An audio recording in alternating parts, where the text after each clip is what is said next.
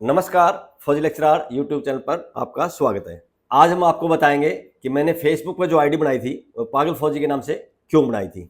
यह घटना अप्रैल 2012 की है। अप्रैल 2012 में मैं जींद में मैनी सेक्रेटरीट में जनसंपर्क विभाग है, वहाँ पर पुराने अखबार पढ़ रहा था। पूरे बंडल साथ में रखे हुए थे। वहीं पर मेरे पास में एक बंदा बैठा था। उसने मुझसे सवाल किया कि भाई साहब, लोग आज का अखबार पढ़ते हैं, ताज़ा अखबार पढ़ते हैं, आप पुराने अखबारों के बंडल लेके बैठे हो, ऐसा क्यों? मैंने कहा जी, मैं हरियाणा सरकार के सरकारी स्कूलों में लेक्चरर बनना चाहता हूं और हरियाणा सरकार मुझे लेक्चरर बनाना नहीं चाहती। इसलिए अखबार में जो खबर छपती हैं, खासकर शिक्षा से संबंधित है, उन खबरों को मैं नोट करता हूं, उसकी फोटोकॉपी निकालता हूं और वापस हरियाणा सरकार को पढ़ाता हूं। तो उसने कहा ऐसा क्या है? मैंने थोड़ा उनको बताया कि 2005 में शिक्षा विभाग ने वैकेंसी निकाली थी टीचर्स भर्ती के लिए। पंजाब यूनिवर्सिटी चंडीगढ़ को ठेका दिया था भर्ती करने के लिए। पूरा प्रोसेस चला और लास्ट में उसको वहीं पर रोक के बिना विज्ञापन के, बिना आरक्षण के प्रावधान के गेस्ट टीचर नियुक्त कर दिए, जो कि एक असंवैधानिक नियुक्ति थी। क्योंकि गेस्ट टीचर लगाने के लिए एक लेटर जारी किया गया था। उस लेटर में ये हिदायतें दी गई थी कि प्राथमिकता उसी गाँव के उम्मीदवार को मिलेगी जिस गाँव में वैकेंसी है। अब जिस गाँव में वैकेंसी ही नहीं, उस गांव का उम्मीदवार कहां जाए? और अगर बराबर के गांव के उम्मीदवार मेरिट में ज़्यादा है और जिस गांव में वैकेंसी है उस गांव के उम्मीदवार मेरिट में नीचे है, फिर भी लोअर मेरिट वाला सिलेक्शन हो जाएगा। ये भारत का जो संविधान है, मौलिक अधिकार, समानता का अधिकार, अनुच्छेद 14 और 16 का हनन था। उसी के लिए मैंने हरियाणा सरकार के पास पत्र लिखे हैं। पहले शिक्षा विभाग को लिखा, शिक्षा मंत्री को लिखा, मुख्यमंत्री को लिखा। क्योंकि मौलिक अधिकार का मामला था, इसलिए मैंने सुप्रीम कोर्ट को भी लिखा, क्योंकि अनुच्छेद 32 के अनुसार हम सीधा सुप्रीम कोर्ट को भी लिख सकते हैं। सुप्रीम कोर्ट से भी जब कोई जवाब नहीं आया तो मैंने सुप्रीम कोर्ट में आरटीआई लगाई। आरटीआई से जवाब आया कि आपका जो पत्र था वो पीआईएल की गाइडलाइन के अनुसार नहीं था। इसके बारे में किसी दिन अलग से वीडियो में बताएंगे। लास्ट में फिर मैंने राष्ट्रपति को भी पत्र लिखा था, जिसमें मेरे पास 4 डिग्रियां हैं, चारों डिग्री जलाने की मैंने अनुमति मांगी थी। वहां से भी कोई जवाब नहीं आया। इसके बारे में पूरा अलग से किसी वीडियो में बताएंगे। साथ ही साथ जो रेगुलर भर्ती चल रही थी उसमें भी सरकार भेदभाव कर रही थी। खासकर जो HPSC Haryana public service commission है, वहाँ बड़ा अन्याय हो रहा था। जो एचपीएससी भर्ती करी थी स्कूल कैडर लेक्चरर की, उसमें जो क्राइटेरिया अपनाया गया था, 100 नंबर टोटल थे। 100 में से 60 नंबर अकेले इंटरव्यू के थे। रिटन एग्जाम लिया था, यानी कि लिखित परीक्षा ली थी, लेकिन लिखित परीक्षा कोई अंक नहीं जोड़ेगा। जो एकेडमिक क्वालिफिकेशन होते हैं, 10वीं, +2, BA, BSc, MA, master degree जो भी है, उसका कोई भी अंक नहीं जोड़ा गया था। सारी चीज़ें दरकिनार कर दी थी। यानी कि जिसके इंटरव्यू में ज़्यादा नंबर उसका सिलेक्शन, जिसके इंटरव्यू में कम नंबर उसका सिलेक्शन नहीं। इसलिए मेरी जो लड़ाई है वो हरियाणा सरकार के खिलाफ है, क्योंकि हरियाणा सरकार अन्याय कर रही है और वो लड़ाई चल रही है। थोड़ा और मैंने उसके बारे में बताया तो उस बंदे को एकदम से एहसास हुआ कि ये तो बड़ा फाइटर बंदा है, बड़ा काम का बंदा है, और जैसे ये वर्णन कर रहा है इसके पास जो डॉक्यूमेंट है वो लोगों के काम आ सकते हैं। तो उन्होंने मुझसे पूछा कि आपकी फेसबुक पर आईडी किस नाम से है? मैंने कहा फेसबुक पर मेरी कोई आईडी नहीं है। उसने कहा कि कोई आईडी नहीं है तो आप आईडी बना लीजिए। मैंने कहा मुझे फेसबुक के बारे में कोई जानकारी नहीं है, ना ही मुझे आईडी बनानी आती, और फेसबुक पर आईडी बनाकर मैं करूँगा क्या? उसने कहा कि आपके पास जो डॉक्यूमेंट है, जो आप लड़ाई लड़ रहे हो, ये सारी चीज़ें स्कैन करके फेसबुक पे आप अपलोड कर दो। इससे जो लोग अन्याय के खिलाफ लड़ रहे हैं उनको हौसला मिलेगा। जो डिमोरलाइज हो गए हैं, निरुत्साहित हो गए हैं, उनको एक सांत्वना मिलेगी कि कोई बंदा है जो इतना लड़ रहा है, उनको भी लड़ने का हौसला आएगा। और आपके जो कागजात हैं, खासकर जो आप आरटीआई वगैरह लगा रहे हो, अपील वगैरह डाल रहे हो, लेटर जो लिख रहे हो, उनसे उनको ड्राफ्टिंग करने का एक तरीका मिल जाएगा। मैंने कहा आपकी बात तो जायज़ है, लेकिन ना तो मुझे फेसबुक पे आईडी बनानी आती, ना मुझे फेसबुक के बारे में ज़्यादा जानकारी। दूसरा, स्कैन करके अगर इसको फेसबुक पर डालेंगे तो उसके लिए स्कैनर भी चाहिए। मेरे घर पर कंप्यूटर है, मैं कंप्यूटर कभी चलाया नहीं। ठीक है, कंप्यूटर चलाना सीख सकते हैं, लेकिन उसके लिए स्कैनर भी चाहिए। तो वो बंदा जो था कहने लगा कि मैं सफीदों में जनसंपर्क विभाग में ही एक अधिकारी हूँ और बार बार मेरा आना जाना रहता है जींद में जनसंपर्क विभाग में। जब भी मैं जींद आऊँगा आपको फ़ोन करके बुला लूँगा और 2-2 4-4 करके डॉक्यूमेंट मुझे देते रहिए, मैं स्कैन करके आपको देता रहूँगा, फिर आप उसको अपलोड करते रहना। मैंने कहा सर मेरे पास तो बहुत ज़्यादा डॉक्यूमेंट है, 2-2 4-4 करने से काम नहीं चलेगा, फिर तो मुझे स्कैनर ही खरीदना पड़ेगा। उसने कहा जैसे भी करना है कीजिए, लेकिन फेसबुक को आईडी बनाइए, स्कैन करके सारे डॉक्यूमेंट उस पर डालिए ताकि लोगों का भला हो जाए। मैंने कहा ठीक है सर, इस पर विचार किया जाएगा। तो सबसे पहले फेसबुक पे आईडी बनाने की बात आई, तो ये विचार आया कि फेसबुक पे आईडी बनाऊं किस नाम से। अगर मैं फेसबुक पे आईडी, मेरा जो अपना नाम है सुरेश कुमार, उस नाम से बनाता हूं तो बहुत से सुरेश कुमार होंगे, तो सुरेश कुमार के नाम से सर्च करना मुश्किल हो जाएगा। मान लें मैं उस पर डॉक्यूमेंट अपलोड करता हूं और हरियाणा के किसी दूसरे हिस्से से मेरे पास फोन आता है और कहता भाई साहब आपकी आईडी मिल नहीं रही, तो उसको सर्च करना मुश्किल हो जाएगा। मैं अगर कहूँगा ये फलाना फलाना डॉक्यूमेंट मेरी फेसबुक पर है, तो वो उसको सर्च नहीं कर पाएगा। अगर मैं सुरेश फौजी के नाम से आईडी बनाऊं, क्योंकि मैं एयरफोर्स से रिटायर हूं, तो भी सुरेश फौजी के नाम से बहुत सारी आईडी मिल जाएंगी, तो उसको सर्च करना मुश्किल हो जाएगा। तो मेरे दिमाग में एक आइडिया आया, गांव में लोग फौजियों को पागल बोल देते हैं। पागल क्यों बोलते हैं? क्योंकि आज की मेटेलिक दुनिया में हर कोई सिर्फ अपने बारे में सोचता है, अपने सुख सुविधा के बारे में सोचता है, लेकिन जो फौजी होते हैं वो अपने बारे में न सोच के सबसे पहले अपने माँ बाप के बारे में सोचते हैं, अपने भाई बहन के बारे में सोचते हैं, अपने देश के बारे में सोचते हैं, अपने समाज और सोसाइटी के बारे में सोचते हैं। फौजी आदमी जो होता है अपनी जान की परवाह किए बगैर लोगों की मदद करते हैं, लोगों की सेवाएं करते हैं, और ऐसा काम आज के ज़माने में कोई पागल आदमी ही कर सकता है। इसीलिए फौजियों को पागल कह देते हैं, और मुझे उस बात में कोई ऐतराज़ भी नहीं है। अगर हमारे अंदर वो गुण है माँ बाप के सेवा करने का, माँ बाप के लिए कुछ करने का, भाई बहन के लिए करने का, देश के लिए कुछ करने का, और उसके लिए अगर कोई पागल गए तो मुझे कोई ऐतराज़ भी नहीं है।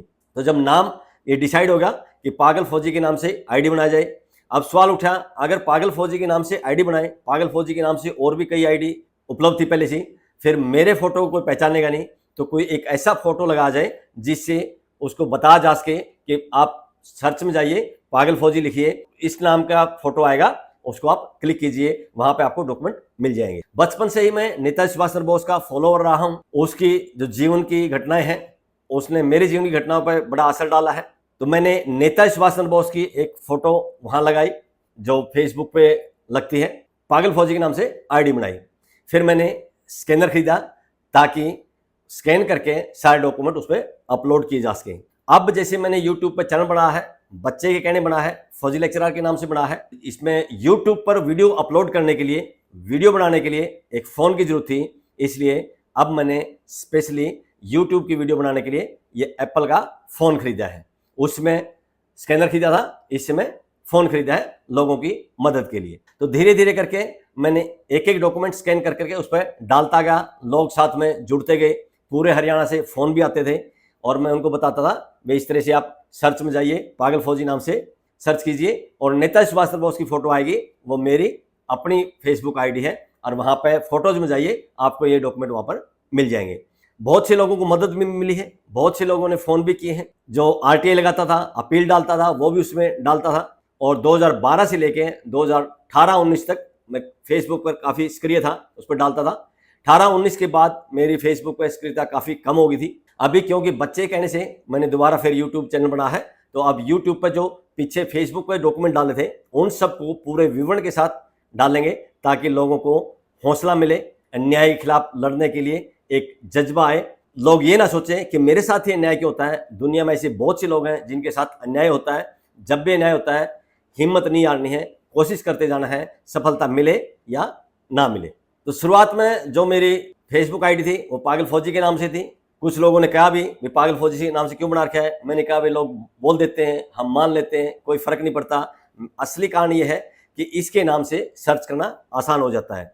एक मेरा दोस्त है जगबीर सिंह, वो भी ढूंढते ढूंढते आया था, वो पड़ोस में किसी को कहने लगा यार इस तरह से कोई फेसबुक आईडी है, अब मैं किसको जाके पूछूं कि पागल फौजी यहाँ कोई रहता है क्या, बुरा मान जाएगा। तो किसी ने कहा भाई साहब जिसने आईडी ही पागल फौजी के नाम से बना रखी है वो बुरा क्यों मानेगा। तो ढूंढते ढूंढते मेरे घर पर आ गया और हाई कोर्ट में केस डालने के लिए उसको मदद चाहिए थी, उसकी भी मैंने मदद की थी। 2013 में जब मेरा सिलेक्शन हो गया था, रिजल्ट आया था 2013 में मार्च अप्रैल में। सिलेक्शन होने के बाद जो फेसबुक से जुड़े दोस्त थे वो सभी कहने लगे कि भाई साहब आपने जो फेसबुक पे आईडी बना रखी पागल फौजी के नाम से, अब आप उसको बदल दीजिए। एक दोस्त ने बहुत सारे नाम सुझाए थे कि आप धाड़ता फौजी लिख दीजिए, शेरे फौजी लिख दीजिए, बहादुर फौजी लिखिए, फाइटर फौजी लिखिए, हरियाणा का फौजी लिखिए, सुरेश फौजी लिखिए। इस नाम से उसने बहुत से नाम सुझाए। एक दो दोस्तों ने कहा कि आप फेसबुक आईडी का ये नाम बदल दीजिए। उनको हर किसी को मैंने ये जवाब दिया कि शुरुआत में पागल फौजी के नाम से मैंने की है, ठीक लोगों को मदद मिल रही है, अब ठीक है लोग मुझे पहचानने भी लगे हैं, लेकिन ठीक चल रहा है, इसमें बदलने कोई ऐसी मुझे लगता नहीं पे बदलनी चाहिए। एक दिन मैं अखबार वाले के ऑफिस में बैठा था, वहाँ एक दोस्त था, वहाँ बात चल पड़ी। तो उन्होंने देखा कंप्यूटर पर जो काम कर रहा था उसके पास कोई बंदा मैसेज कर रहा था।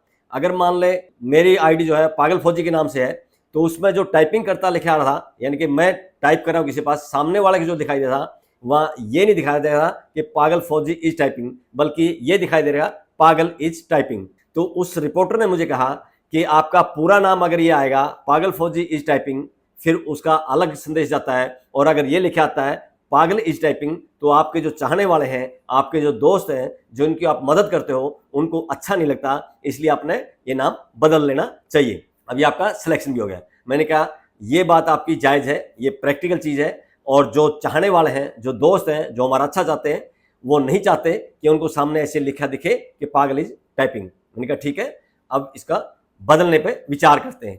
फिर ये सोचेगा अब नाम क्या रखा जाए, क्योंकि पहले मैं एयरफोर्स में था, फौजी था, फिर मेरा सिलेक्शन लेक्चरर की पोस्ट पर हो गया था, इसलिए मैंने जो मेरी फेसबुक का आईडी का नाम है बदलकर पागल फौजी से बदलकर फौजी लेक्चरर कर दिया था, और मेरी अपनी खुद की फोटो लगा दी थी। उसके बाद 2-3 साल के बाद मुझे ऐसा लगने लगा कि मेरा जो अपना नाम है सुरेश कुमार, वो मैं भूलता जा रहा हूँ। तो 2-3 साल के बाद 2015 के आसपास मैंने फौजी लेक्चरर से मेरा नाम बदल के सुरेश फौजी कर दिया था फेसबुक पे। लेकिन 2016 में एक स्कूल में मेरे बारे में झूठी रिपोर्ट देके मेरी बदली करवा दी थी। उसके बारे में विस्तार से किसी अलग वीडियो में आपको बताएंगे। तो जब मेरी झूठ बोल के बदली करवाई थी, तो मैंने हाई कोर्ट में केस डाला था, कोर्ट ने स्टे दे दिया था। उसके बाद जो भी चीज़ मैं लिखता था वो फेसबुक पर डालता था, और स्कूल वाले भी मेरे फेसबुक को फॉलो करते थे। वो जब देखते थे उनकी जो कलई है खुलती जा रही थी, पोल खुलती जा रही थी। तो इसलिए स्कूल में 2 टीचर ऐसे थे जो स्कूल की हेड मिस्ट्रेस थी, उसके खास चेले थे, और उन्होंने बहुत बार ये कोशिश की कि मेरी जो फेसबुक आईडी है उसका पासवर्ड बदला जाए, क्योंकि फेसबुक जो मेरी मेल आईडी थी वो उनको पता था, स्कूलों में मेल आईडी पता होता है। पासवर्ड बदलने की उन्होंने बहुत बार कोशिश की।